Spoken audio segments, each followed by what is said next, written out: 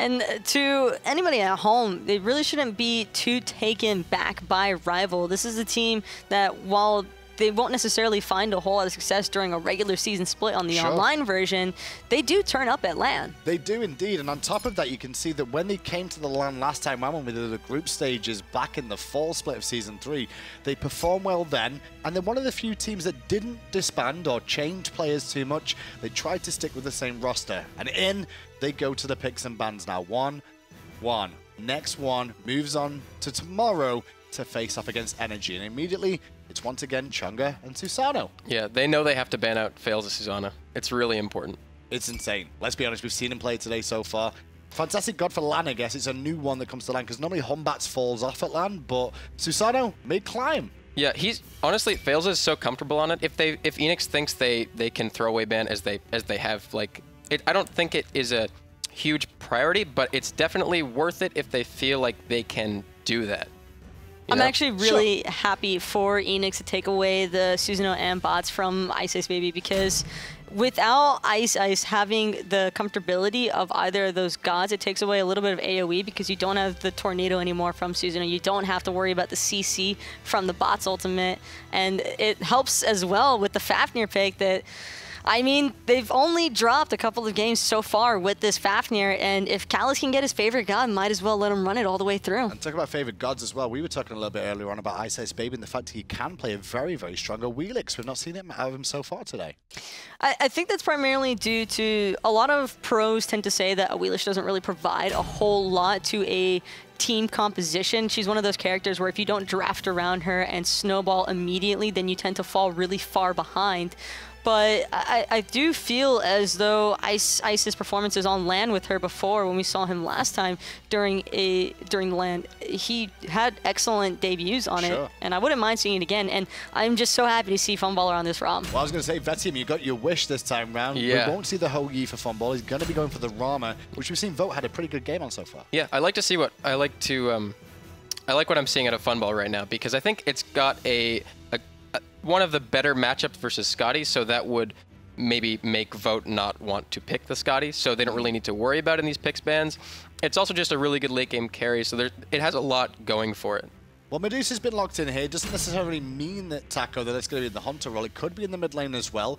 Wolfie has dabbled in the Hunters before. Could we see a double Hunter composition? I wouldn't expect a double Hunter composition, but that's primarily just because they opted for Circuit, which I'm sure is going to be going the way of Ice Baby. And if he's taking a physical god into the jungle, you don't typically want to stack that much physical into your composition unless they're looking towards a Kabrakan possibly in that solo lane.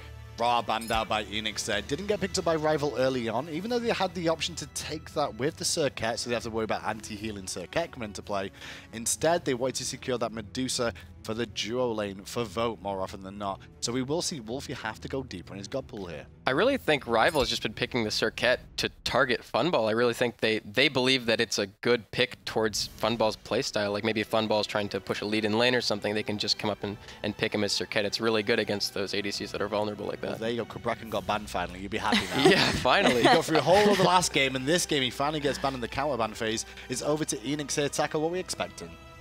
I want to see Cherenio on his staple of Guardian jungle. I would really like to see an Amir from him, just because of the heart CC that it can provide. It can really get in the way of the Medusa, and it has a lot of tankiness just for him to provide to his team. And I think Eanix, if they really want to make the ROM Soul free cast as much as possible, they need a solid front line. That's certainly something that Amir can provide. You agree with that, Vetium?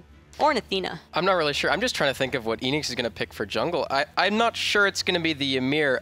I'm really thinking it's going to be some kind of more standard assassin, but I really don't know what would give them that edge early. Well, Cherry's always been known to play the Guardians and the Assassins as well, so it is a flexible option. You're both technically right in that sense as well. We could see him go either way. Do we see outwash though? I hope not. Why not? He did nothing wrong. He had top damage. Oh yeah, top damage. He must be doing everything right.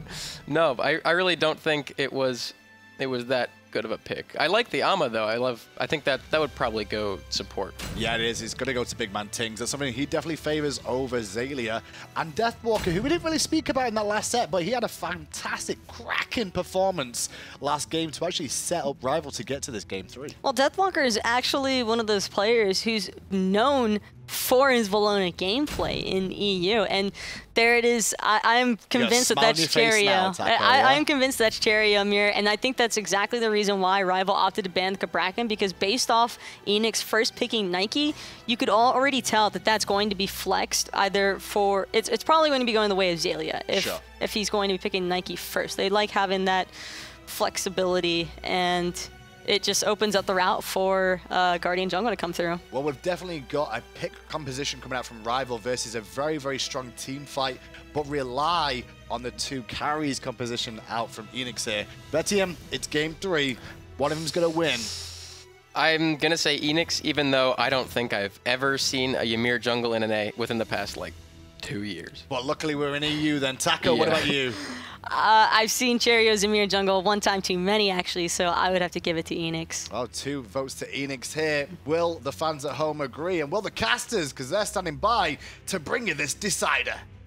When it comes to Cherio on the Ymir jungle, it is something that I love to see. Yeah. There are some players that just sort of embody these characters. You know, we talk about Wolfie. We mentioned Wolfie's Uller, but when you think about players like Ymir on Cherio, it's just one of those quintessential gods that just make his career. He's been playing it forever, is really what it comes down to. And Cherio just has a couple of those. Whenever he's in the jungle, he just always it's the Naja for me, Ymir being the other one that he really has played time in and time out to great success. Though, on the other hand of that coin, there is some failures with this Ymir jungle. I remember up against Energy last year when he was jungling for Sanguine, he just got obliterated. Sure. If he falls behind early on this Ymir, it becomes incredibly difficult to be effective. Ymir in the jungle needs to get a lead. I think that's one blemish on an otherwise very, very fantastic career for the Egyptian jungler. However, Eanix, Team Rival, both of them have a win. This is our final match, and this is our final game of the night. Whoever wins here today goes on tomorrow to face Raffer and the boys, the defending world champions that find themselves here in the Gauntlet. And then, of course, that all is about making it to Masters. So this one's for all the marbles, baby. Nice idea there from Big Man Tings to try and body block the shots out of Vote. The problem is that Medusa has this ability called Acid Spray that just explodes on the first target hit and then does damage behind it. Funball going to get very, very low early on in this lane. And same thing for Kalas, however. Big damage on the Big Man Tings. Everybody except for Vote in this long lane just hurting. But Funball and Big Man Tings do have the lane advantage as of right now, courtesy of that Amaterasu passive and first ability, giving Funball and Big Man Tings some extra power and or movement speed, depending on whatever Tings is on right now. I love this draft out of Eanix. Yeah, I agree with you. I mean, it's well balanced. There's a lot of CC, there's a lot of control, and there's a lot of damage throughout. Cherio, however, he's on the wrong end of the damage so far, 25%, but avoid some of the nonsense out of Wolfie through the wall. Amaterasu support, one of my personal favorites, but for what she brings, which is a lot, she does lack in the pure CC, which is why you have to pair her with something else, like the Ymir jungle. Well balanced is the term you use, got to agree. Kala's gonna jump away, and looks like the purple buff was stolen there by Team Rival. Either way, they're still down a little bit in XP to that of Eanix, courtesy of that invade on the left-hand side earlier on, when both Funball and Big Man Tings were able to get the advantage. So Cherio's going to go ahead and pick up some of the farm on this left side, and if you take a look at the net worth, he's doing his job so far. He's been able to take out some of the jungle, he's been able to take out some of his own, some of the enemies, basically doing everything he needs to. Oracles will be secured by Eanix, and they're not too concerned just yet. This draft is obviously very similar to that of Eanix's in the first game of this set, of course, with Lobster being on this Soul as well. Hold on, Big Man Tings in trouble, and he's going to do something to Vote in BK, and they're going to walk away and hopefully give me a chance to talk. Do you see the Watcher's Gift and the Bumbas Mask on the Ymir? I mean, he's a Guardian. He gets Watcher's Gift, right? That's how that works. That is very suspect. That's I'm trolling a little bit there, but overall, Ice Ice Baby's actually in trouble. freeze. Walled off. The Deathbane's already on cooldown. On the right-hand side, Ice Ice Baby is going to be able to get out okay. Yeah, nice little disengage. Left side also a team fight, however, so just fights all across the board. A lot of action here today in our game 3. So this Watcher's Gift in the jungle here for the Guardian Ymir, I don't mind it. The only thing is that Cherio needs to be with Lobster consistently in order to make this work. You do get a lot of extra gold, some extra HP as well. The sustain is also going to be nice, but again, it's about Lobster has to be there to get those last hits. The reason you don't see other Guardians in the jungle go for the Watcher's Gift is because they're clearing. They're the ones doing the clearing themselves. This time it has to be Lobster or whoever is around Cherio in order for him to get a benefit off that Watcher's passive. So that's just a plan. That's just a plan for Cherio really to team up and make sure he gets everything. So, man, I'm just threw me for a loop. I guess your other options are some of the more offensive, which you're not going to go for. Sure. And then the Mark of the Vanguard, trying to be extra tanky. Yeah, I'm surprised he didn't go Mark just to help out against that true damage. You know, the ticks from Ice Ice Baby's Bluestone Pendant. You got the Bluestone on the Medusa as well. I think the Mark of the Vanguard may have been a better call here. Ooh, nice little taunt from Ice Ice, and Cherio's going to put up the wall. I don't think there was any intention on going in, just wanted to harass a little bit. Yeah, I mean, he's got the Watchers to get some more mana back whenever Lobster clears it. That's a jump in. Dashing in, trying to find Cherio, and does with that last breath, taking a lot of damage, but there's the freeze onto the enemy jungler. Funball needs to hit this third snipe, and he does! From a distance, Funball picks up the first blood. Incredible play by the Hunter, making sure to clean things up. Eanix off to a great start. That's why Rom is so impactful, because you don't even need to make the full rotation. You just walk towards your red buff, and then you can affect a fight that's happening towards the enemy tower. Funball, he's been doing that since the God came out. Just long range accuracy. What a great play coming out from Funball right there. And there's a reason we've been talking about him as one of the best hunters in the world right now, really coming into his own here in Season 4. 2-on-1, Deathwalker pushing both players underneath the tower. Ain't no thing. Again, he's got that ultimate. Zalia's low on mana here. Lobster 1 HP. The hammer. Looking for it. He'll get it with the bludgeon. Lobster may need to be careful. Deathwalker does have enough mana for that Eagles rally, but smartly decides to just clear the wave and try and back up. He's a little bit afraid of that one, anticipating big man Tings wrapping around the right side. So Cherio with a nice freeze, but he's going to get jumped on by Ice Ice Baby. The wall. So hot. So as bad as the freeze was, because I saw that, Cherio, he missed the freeze, the wall was better. The wall blocks the Cobra's kiss from Ice Ice Baby, potentially saving Cherio's life. So right here, little Gremlin's going to go the way of Team Rival unless Eanix gets aggressive, but I don't think that's what they're thinking about. Teams basically tied up here early on in the game. Rival with a little bit of a lead, but not too much, about 300 gold, give or take. But that's despite Eanix getting the first blood in their favor, so Rival definitely farming a little bit better than Eanix is at this stage in the game. So when it comes down to it here on the left side, Team Rival obviously want to look for the Oracles, but the secondary question is the Gold's Fury. When you have a team for Eanix, like Lobster on the Soul and Cherio on the Ymir, you start to think about early objectives. Yeah. How realistic is that? Very realistic. Supernova, one of the best mage ultimates now at not necessarily securing the Gold Fury or Fire Giant, but can do that job. It's about doing just really quick burst damage to get it in execute range for, say, Cherio Shards of Ice. These two ultimates can work very, very well together in that scenario where Lobster's dropping his to get it low enough for Cherio to blow it up. Definitely something that Rival has to be on the lookout for. Lobster's ultimate also fantastic at doing the zoning duty. You're getting the knock up, and it's just really strong to deter anybody from trying to show their face. Ice Ice Baby playing sneaky. Not gonna go for it. Hold that. Nope. The ping's coming out. Funball knows. No blink either. Only level 7 for Ice Ice Baby, and of course, went for the defensive purification beads to start it off. There were no wards there that Ice Ice Baby walked over. Maybe he got spotted by that Oracle's vision, but I think Funball has just been around long enough to know when he's getting ganked. Yeah, there is a very real feel aspect of this game. You can just feel when someone's lurking in the jungle. Part of that has to do with watching the enemy's sort of body language in lane. The Hunter's being a little bit too aggressive for no reason. All right, I think I got you. You're trying to bait me into something, but a little bit, just a little intuition. Kala's going to be able to jump up and over that wall.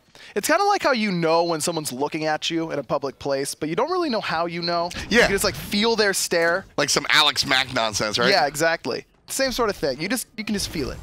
Right now, Wolfie not going to feel that one. Dashes out of the way of the damage from Cherio. Ice Baby gets the jump. Doesn't find. He does find the taunt. But a beautiful CC Immune ultimate from Funball. Just up and down. I love that decision, too. Funball specifically jumps right on down very quickly, making sure that he doesn't stay too high in the air in case Team Rival has more players showing up in the back. And it's just about shooting those shots into the wave to make sure he doesn't lose too much gold to the tower. Could have tried to put some pot shots into Ice or Vote, but you know they're just going to back and heal it up without much issue. Funball, he's got to be aware of the wraparound. Ice Baby coming from the backside, looking for something, playing it safe. Funball surrounded, now he knows it, finds the target, and he's able to chase Ice away by just shoving a couple of arrows right into his face. Good play by Funball to avoid what looked like inevitable death. Well, Lobster and Big Man Tings were both lurking in that left side of the jungle, making sure that he would be safe in case of an invade. Deathwalker safe in this 2v1 scenario, at least for now. Xaylia already had to lose his blue buff and his ultimate now on cooldown as well. Real cheeky play by Deathwalker. All the work done by Eanix, and DW just jumps over, slams it down, and snatches it away. Big point.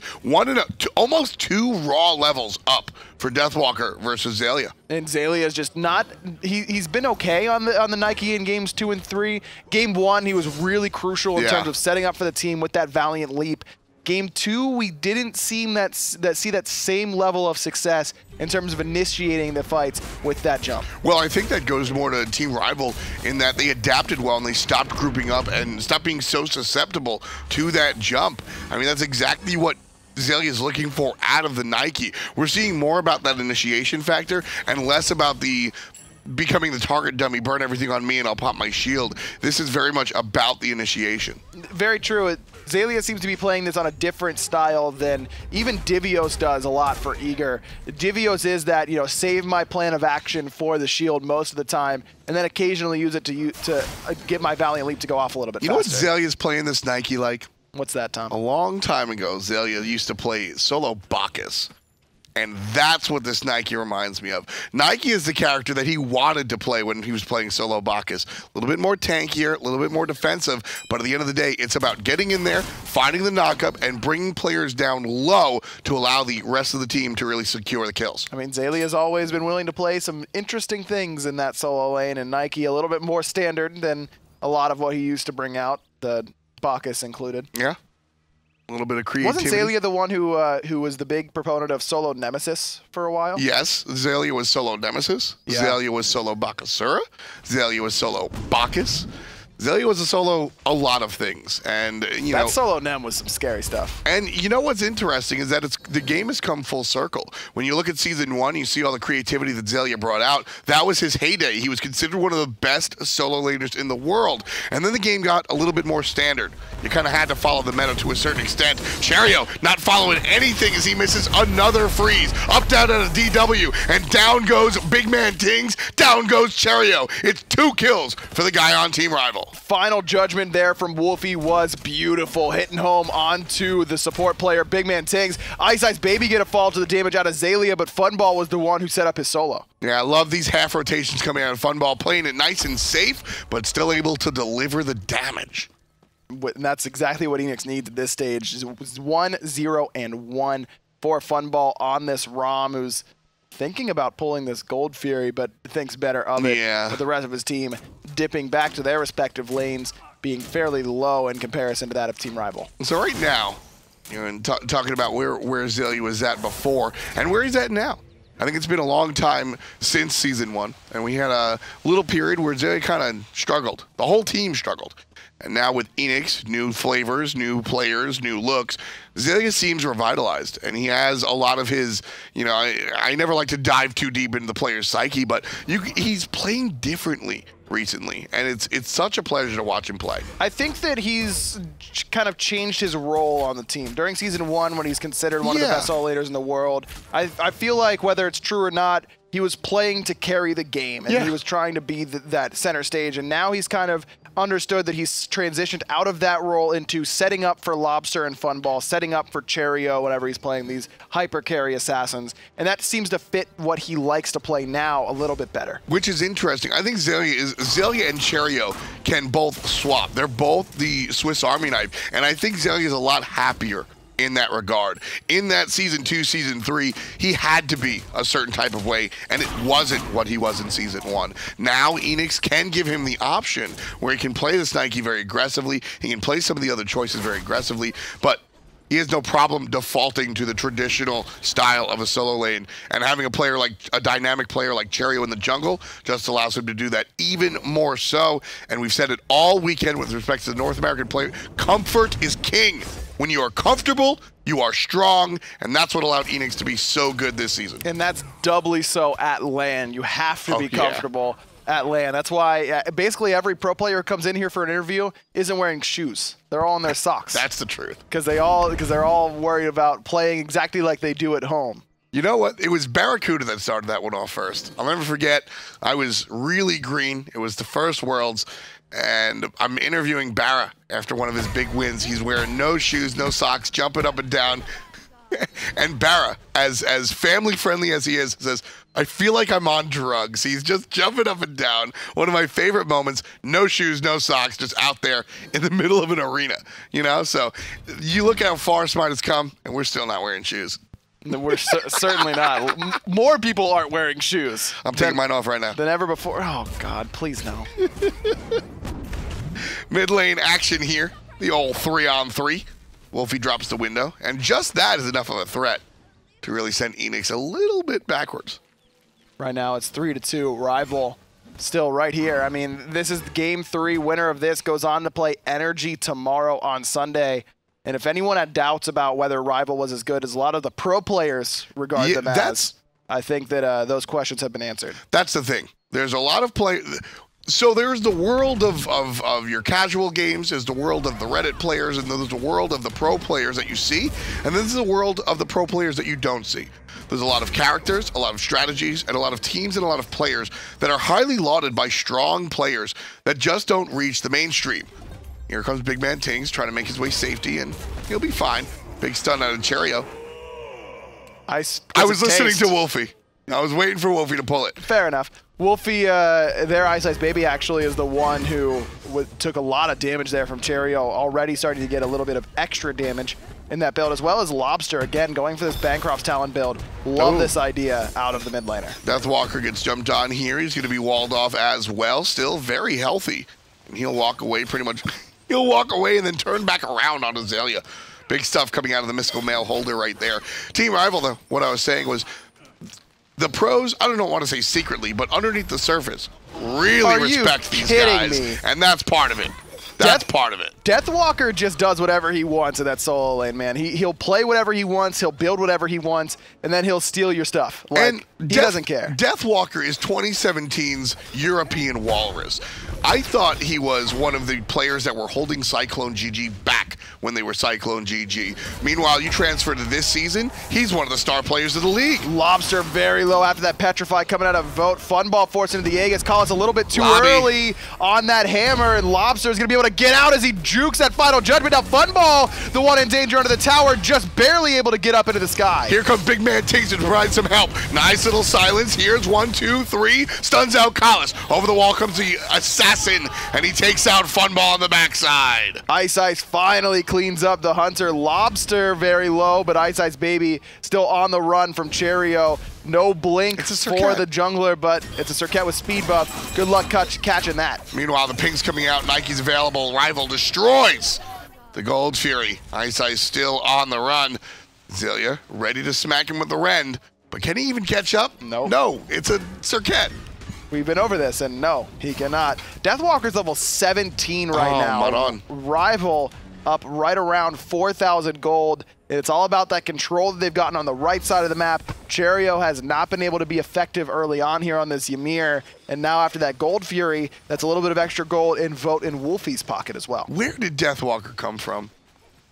I don't know, man. Last year he was building Frenzy Chalk, and this year he's killing it. I mean, that's That's all I know, man. He's always, again, you know he's going to bring something weird. To this tournament, it's been the Mystical Mail. The Mystical Mail. The Mystical Mail. And it's worked out because no one's punished him for building a really expensive item and even delaying that expensive item with a starter right before. The Mark of the Vanguard after the boots delays that second full item really significantly, but no one has identified this and really punished that early weak phase that he would have going for this style of build. He just sat by himself in lane and kind of let it happen. This is, and now that he's finished his Height of the Urchin as well, Deathwalker is unkillable at level 17. You just can't really kill him. I'm surprised he didn't go for the Thorns. The Thorns would have been really solid here, especially against the auto attack damage coming from both Lobster and Funball. Funball not electing for any lifesteal really. That would have been a strong pickup. The sprint could also help. Team Rival are looking for the Portal Demon. Xaylia shows up, and it's not enough. Team Rival take down the Portal guy. 18 minutes on the clock. 4-6. Team Rival leading as well in the gold. It's 5K. Wolfie used Final Judgment a little bit late there, but luckily for him, objective was still secured through the damage out of Xaylia. Almost 5,000 gold in the lead now for Rival, who have really controlled the objectives up against Eanix thus far. So here in the mid lane, this looks like where Rival want to leverage their little bit of a lead. Although Deathwalker and the Assassin head up onto the right-hand side. Xaylia tries to make the play that Deathwalker did, but doesn't come up as clean. Never does. Sometimes it's never lucky. Kala's here. Just walks into 4 members of Eanix. I don't know how many more times he can afford to do that one. Especially with this build, not going for double auras right off the bat. Instead, this Shield of Regrowth that so many Fafnir players love, getting that 20% CDR and that extra movement speed whenever he throws a Coerce buff onto one of his teammates. Yeah, big item there for the support there on Team Rival. They're going to siege up here on the right-hand side. Let's listen to Team Rival as they take on Eanix. Stun. Be careful, be careful, be careful, be careful here. Ram snipe, Ram snipe, be careful. They are going down. I'm ulting. Yeah, I get it. Mid. Yo, Amy. I got so. I'm in the back. Nice. I'm jumping out. I have TP in like 5 seconds. Oh my god, that's unfortunate. Nike is trying to back. Nike just back. Yeah, Soul really low here. Yeah, Soul is quite low. Can you ward here? No, I can't. I warded in the jungle. Okay, I'm TPing now. Be careful, get out. That's beat Get out. him here. Beat him here. Good, be careful. We can disengage and go mid. Yeah, I'm back. Okay, just back. We got Ymir beats, Ram, something, ult. Soul beats? Did we get soul beats? No. Biggest takeaway from that, listen to how calm they are. Teams love to I love a screaming team. I want people yelling, Amy. Okay, disengage. Can you ward? No, I can't ward. I've got the ward in the jungle. Thank you for asking. Just a conversation. Thank you for asking. Terrio gonna eat that Final Judgment after the stun from Kala, but without that Glyph of Pain, just not enough damage to knock down the Guardian, even though he's only level 13. The wall and freeze on a Deathwalker, but the rest of Eanix is looking at Wolfie. Xaylia's gonna come around, but Kala shows up. That's what a support does. Love the play coming out from Kala's. Now Xaylia, a little bit too deep. There's the jump in from the Assassin. Ice, baby. Down goes Xaylia. And the rest of Eanix can only watch, like you mentioned, Xaylia just a little bit too far forward. Again, no HP in that build whatsoever, which is particularly curious when you're playing Nike because your shield scales off of your total HP. So without building any HP, that shield is worth less and less. And right now that it's not doing a whole lot for Xaylia, who's died 2 times so far this game. Mr. Midlane. Well, Hi there. I'm going to pick your brain real quick. Please do. Third item, Spear of Desolation, has been something rampant across both North America and Europe. I think the layman looks at it and goes, that's too expensive. It messes up your power curve. Why is it so prevalent?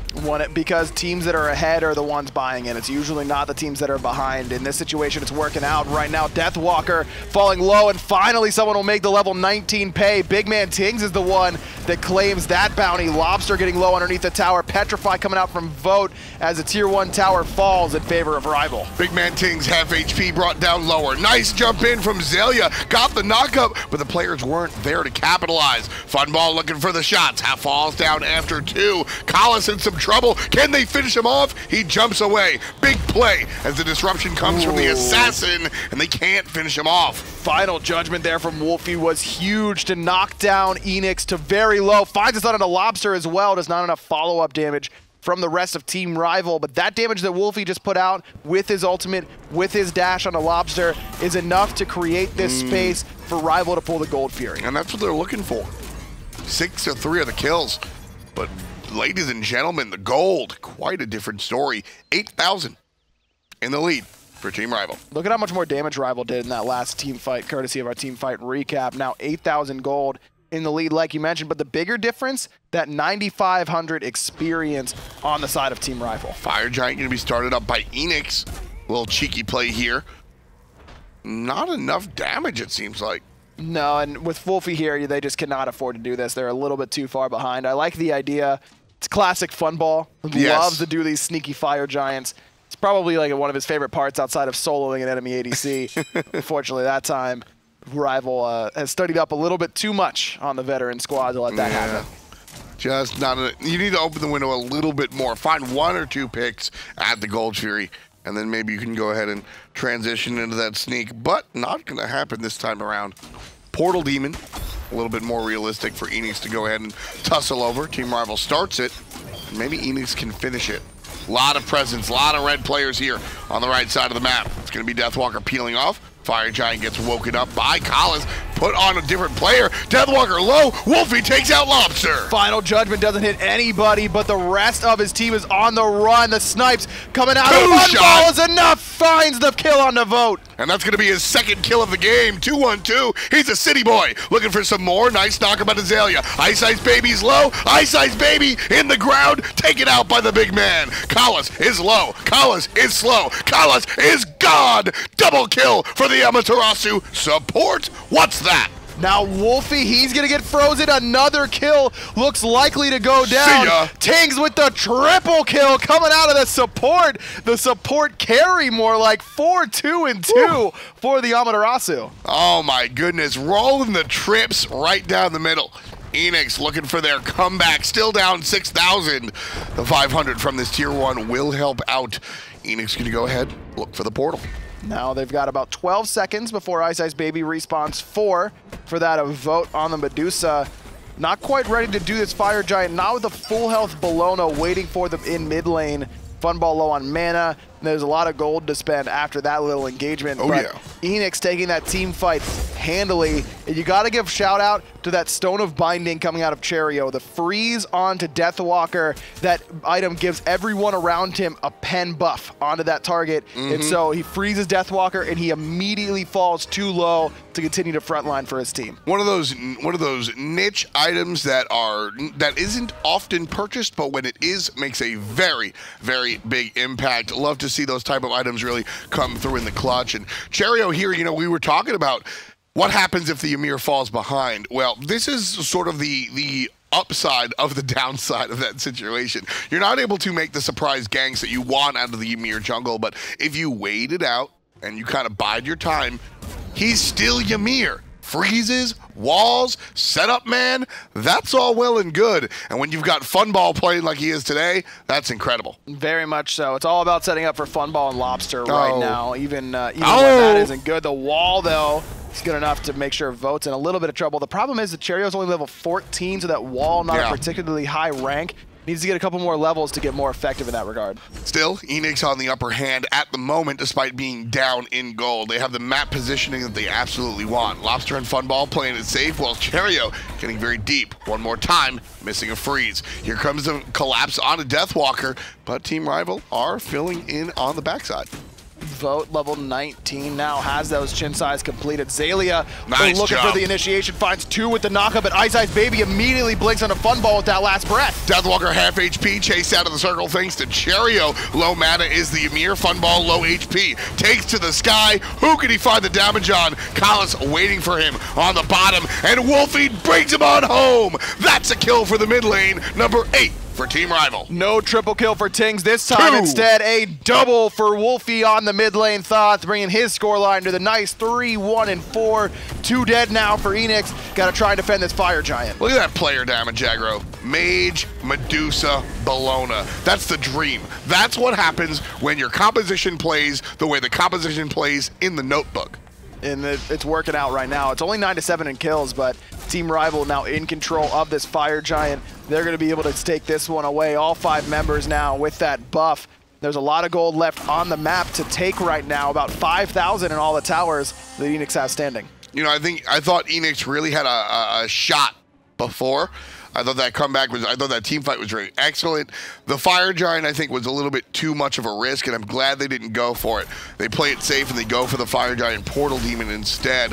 However, I think with this last team fight, Ryan, I think that Eanix are going to have to make that last play 3 more times if they really want to get back in this one. Yeah, I think that I mean, hindsight's 20/20. I feel like when you get 4 people down and you're already down a decent amount in gold, you haven't really won the last few team fights. That was the first one you've won in some time. Go for it. Take the Fire Giant call. Try and secure it over top of Bologna, who doesn't have an ultimate, so you know that you can just peel off and kill her if necessary. It's so uncharacteristic to see Eanix play safe that I default thinking it's autocorrect. Sure. If Eanix goes for the safe play, I almost assume that the risky play was just so ungodly risky that even Eanix wouldn't consider it. You know what I'm saying? So to see them go for the safe play, especially in a game 3 like this, kind of curious. Either way, like I said, hindsight's 20/20. A lot easier to make that call now after the last engagement. Well, Eanix going to look for a good defensive set. Keep an eye on Ice Baby. Wrapping around the backside, looking for someone squishy. It's going to be Fun Ball, but he gets caught out by Big Man Tings. The rest of the team looking for the tower. Down it goes. Wolfie takes out Zalia. Just like that, it's a 5-on-4. Carlos jumps on forward, looking for a stun, can't find it. And the team groups up, ready to push. Zalia just has not been able to frontline at all this game. 1, 3, and 4. Not been nearly as effective on this Nike as in game 1. You hit the nail on the head before. It's the build. There's just not a lot of HP. The protections are good, but with how much penetration is available to Team Rival by this point, definitely needed a little bit more in terms of HP. I like that. Look at the Masamune coming out onto the Bologna for Deathwalker. A lot of power and a lot of protections when he's in the middle of everybody. Final Judgment doesn't find a home there from Wolfie as Funball had to use his purification in response to Ice Baby's blink. Middle Phoenix falls to the hand of Vote. Big Man Tings will do the same. And there's the jump forward from Collis. Cherio still going to push up. Here's help onto the Phoenix. And the Titan starting to get hit by those minions. Have HP on the Phoenix already. And the fight continues on. Jumping forward is Zalia. Hits nobody with the jump, but they're going to take out Collis. Big play coming out from Zalia. Well, it rains fire arrows from the sky thanks to Funball. Left side Phoenix still standing, though. Only that middle Phoenix falls. Collis just a little bit too deep there. The jump from Zalia was good enough to lock him in place. Despite the meditation, the support falls.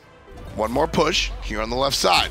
Team Rival are 3 players strong while Ice Baby takes care of Lobster in the mid lane. And they're going to look for the Phoenix. 25% on it. Chario drops the ultimate to shove everybody off, but the damage is done. Firebird falls. Love the idea there from Deathwalker to immediately Eagles rally underneath that tower to give that physical protection buff for anyone in the area. Smart play out of the solo laner. Yeah, usually you just see the application of the stun. Those protections so very strong.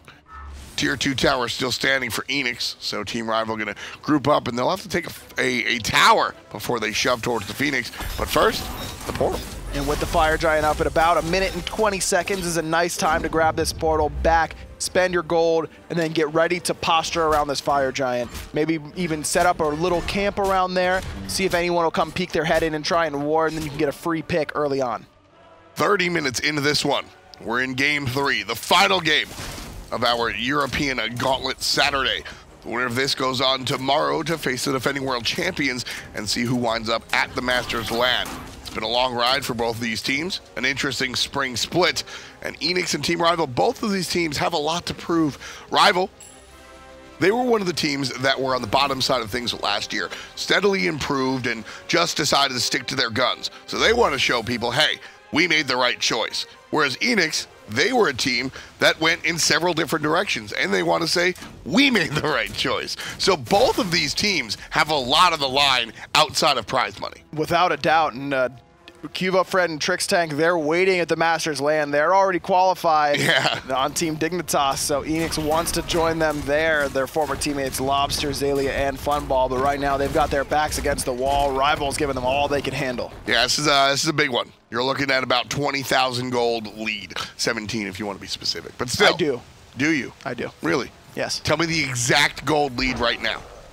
Pull up the graph, Salim. Don't do it. Not gonna happen. You know what to Fire do. Giant down to about 60% HP. Aggro can't count, but I can. This is gonna be the second Fire Giant of the game. Both have belonged to Rival. I'm proud that you can count to 2 now. Couldn't do that when I first got here. That's a lie. Prove it. I don't know how. I win. I'm gonna find a VOD of me counting to 2 at some point. All right, it's gonna happen. It's gonna happen. And right now, a lot of people are expecting Rival to happen. This could be the final push. They've got the Fire Giant around their waists. Collis jumps in. Team Rival, let's listen as they take on Eanix on the right side. Just keep poking. Where's Rom? He's mid. I can probably go on him, man. You guys can go. He's alone. Yeah, he's alone. we can engage at For the same now. time, I think. Yeah. But just Yeah, tell me when you're ready. On this next wave. Well, let's go. Okay, the next wave. Yeah, okay. Okay. No. Yeah, just go in. I got Moda. That's sold really low. Top chill, I'm ulting. I ulted. Ramos, just get the Phoenix. Yeah, I'm getting on Phoenix. I'm getting the Phoenix. I'm getting the Phoenix. Ram is down, by the way. Amy. Yeah, aim. Nice. Let's go. Okay. Wait. And We can the guys, and Ram. we can Just go. I've mid, just in. Careful. I'm still tanking. Okay. Yeah. Can you end? Focus the Titan. Yeah, Or mid. I'm getting on Ram. Wait, Kill Titan. Ram. Very casual. Team Rival discusses it, and very not casual. They take the lead. Eanix, their spring split ends here.